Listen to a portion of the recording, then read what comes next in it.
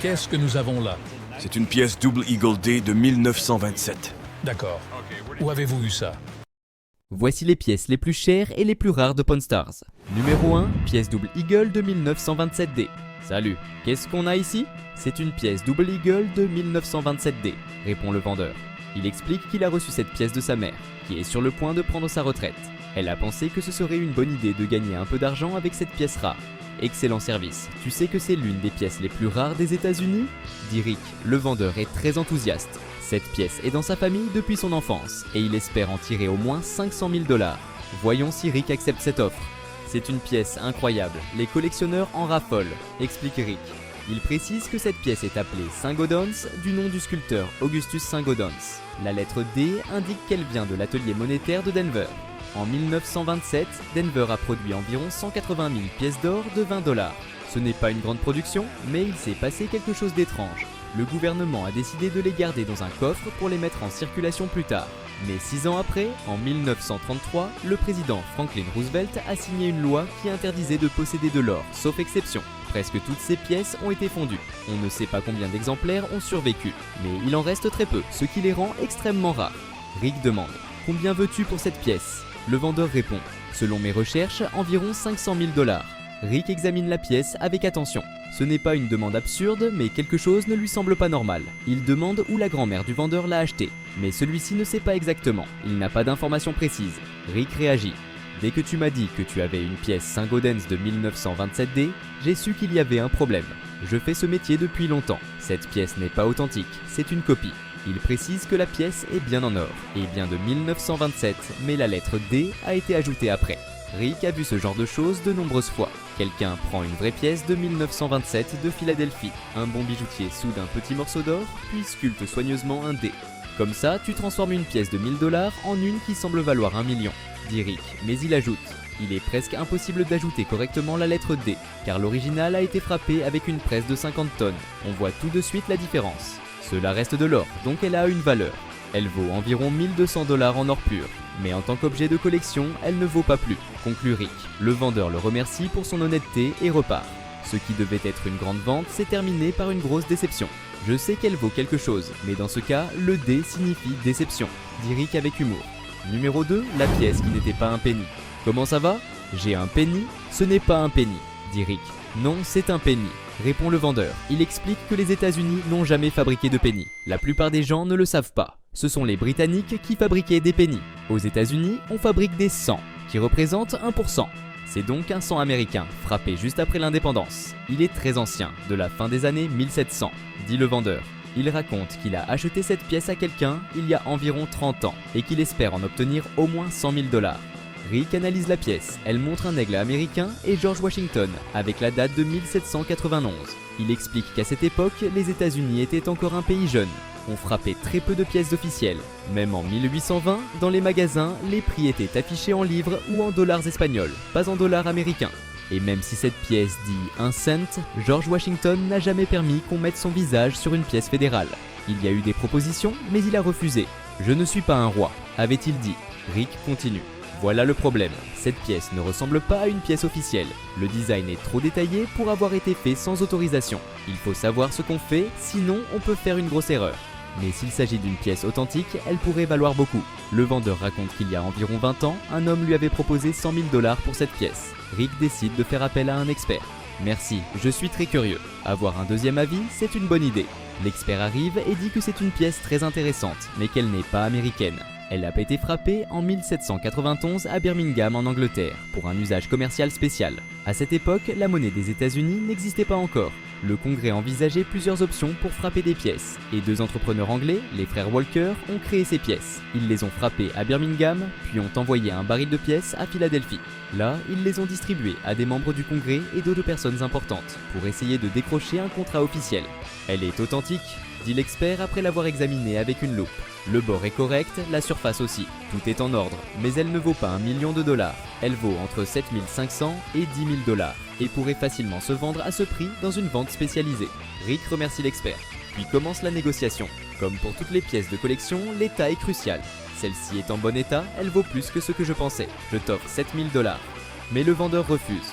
Négocier ne sert à rien si tu n'approches pas l'offre que j'ai reçue il y a des années. Je vais voir si cet homme est encore intéressé, sinon je reviendrai. Rick hoche la tête. Encore une pièce sans accord. Peut-être que la troisième sera la bonne, dit-il. Numéro 3. Pièce en or de Terre-Neuve, 1880. En quoi puis-je vous aider ? Demande Rick. J'ai une pièce en or de 1880, frappée à Terre-Neuve. Je pense qu'elle pourrait vous intéresser, dit le vendeur. Il explique que c'est la seule pièce en or qui a circulé au Canada à l'époque. 2 $ à cette époque, c'était beaucoup d'argent. J'ai décidé de venir chez Pawn Stars aujourd'hui pour essayer de vendre cette pièce rare. Il n'y a pas d'autres pièces en or canadiennes de cette époque, ajoute-t-il. Rick demande combien il souhaite obtenir. J'aimerais 7000 $, répond le vendeur. Rick lui demande où il a trouvé cette pièce. Il explique qu'il l'a achetée lors d'une vente aux enchères dans un petit village près de chez lui. Il pensait que c'était une pièce de haute qualité, alors il l'a achetée. Rick poursuit « Tu sais autre chose sur elle ?»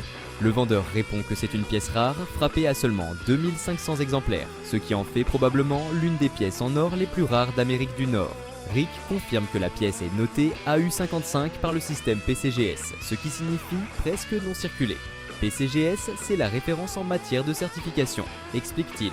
Le système de notation va de 1 à 70. Au 55 est un très bon niveau. Il précise que Terre-Neuve ne faisait pas encore partie du Canada en 1880. Ce n'est devenu une province canadienne que dans les années 440. À l'époque, c'était encore une colonie britannique. Les pièces rares de colonies disparues sont très recherchées par les collectionneurs, ajoute Rick, mais il note un inconvénient. Le problème, c'est que c'est une pièce canadienne. Le marché est beaucoup plus petit. Le vendeur répond, un collectionneur reste un collectionneur. Pas besoin d'être canadien pour vouloir une pièce en or aussi rare. Rick dit qu'il a vu une pièce identique dans la même catégorie, estimée à 5000 $ sur un site d'enchères. Donc tu veux 2000 $ de plus que l'estimation ? Dit Rick un peu surpris. Le vendeur reste ferme. Rick le reconnaît. J'aimerais vraiment cette pièce, mais je ne veux pas perdre d'argent. Après réflexion, il fait une offre finale de 3000 $. Le vendeur hésite, mais accepte. Rick obtient la pièce pour 3000 $. C'est bon, on en a eu une, dit-il avec le sourire. Mais les prochaines négociations vont être encore plus intenses. Numéro 4. Pièce d'un sang en acier de 1944. Qu'est-ce qu'on a là ? Demande Rick en regardant une petite pièce posée sur le comptoir. C'est une pièce d'un sang en acier de 1944, répond le vendeur. Elle est dans ma famille depuis des générations.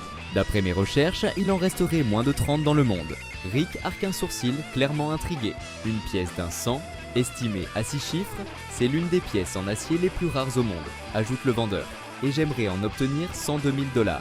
Pour un centime, Rick sourit incrédule, mais il sait qu'avec les pièces rares, tout est possible. Il appelle immédiatement son expert en numismatique. Lorsque l'expert arrive, il prend la pièce avec soin, l'analyse à la loupe et hoche lentement la tête. C'est une pièce extrêmement rare, dit-il. En 1944, plus de 2 milliards de pièces d'un cent ont été frappées, mais elles étaient en cuivre. Par erreur, quelques-unes ont été produites en acier, comme en 1943. Ce sont de véritables trésors pour les collectionneurs. Rick croise les bras. Alors, combien ça vaut ? Les 2 dernières vendues ont atteint environ 150 000 $ chacune, répond l'expert. Et celle-ci est en très bon état. Le vendeur sourit. Rick aussi, mais un peu plus tendu. C'est une excellente nouvelle, dit Rick. Mais je ne peux pas te proposer 100 000 d'entrée, laisse-moi y réfléchir. L'expert s'en va, laissant Rick et le vendeur seuls face à une négociation pour une pièce d'un cent, qui pourrait acheter une maison. Finalement, Rick propose 90 000 $, mais le vendeur refuse de descendre en dessous de 102 000. Aucun accord. Pas aujourd'hui, conclut Rick, mais cette pièce est réelle et elle vaut chaque centime, ou plutôt des centaines de milliers. Numéro 5, pièce à hache aztèque. Un homme imposant s'approche du comptoir avec une petite boîte en bois. À l'intérieur, 3 objets en métal oxydé qui ressemblent à de vieilles haches miniatures. C'est quoi ça ? Demande Chomley. Des pièces haches aztèques du 15e siècle, répond le vendeur. Elles étaient utilisées comme monnaie dans le centre du Mexique et dans certaines parties de l'Amérique centrale. Chomley plisse les yeux. Tu es sûr que c'est une monnaie ? On dirait un truc qu'on trouve dans une boutique de souvenirs. Je les ai héritées de mon grand-père, explique le vendeur. J'aimerais en tirer 750 $ pour les 3, juste 250 chacune. Rick, intrigué, rejoint la discussion. Il a des doutes sur l'authenticité et appelle un expert en pièces anciennes. L'expert arrive et examine chaque objet avec attention. Il sourit ensuite. Il existe une lettre écrite par un Espagnol en 1548, explique-t-il. Il y décrit exactement ce type de hache comme étant une monnaie utilisée dans le Nouveau Monde. De plus, ces pièces présentent une patine authentique, ce qui prouve qu'elles ne sont pas des copies modernes. Rick hoche la tête. Alors, combien valent-elles ? Si elles sont authentiques, elles peuvent valoir environ 150 $ chacune, voire plus. Le vendeur sourit. Rick aussi. Fais-moi plaisir et accepte 225 pour les 3, propose Rick. Le vendeur réfléchit un instant, puis accepte. Marché conclu. Une poignée de mains plus tard, une pièce oubliée de l'histoire préhispanique rejoint la collection de Rick. Numéro 6. Pièce de Jules César. Un homme entre dans la boutique avec une petite boîte garnie de velours rouge. À l'intérieur, une pièce ancienne représentant un homme portant une couronne de laurier. Qu'est-ce que tu as là ? Demande Rick. Une pièce romaine à l'effigie de Jules César, répond le vendeur. Je l'ai achetée lors d'une vente aux enchères et j'aimerais en obtenir 4400 $. Rick l'examine attentivement. Jules César a été la première personne vivante à apparaître sur une pièce romaine, explique-t-il. Avant lui, seules des divinités y figuraient. Si elle est authentique, elle pourrait valoir cher. Mais Rick a des doutes. Il fait appel à son expert en pièces antiques. L'expert prend son temps pour examiner la pièce. Il en mesure l'épaisseur, observe les gravures, puis hoche la tête.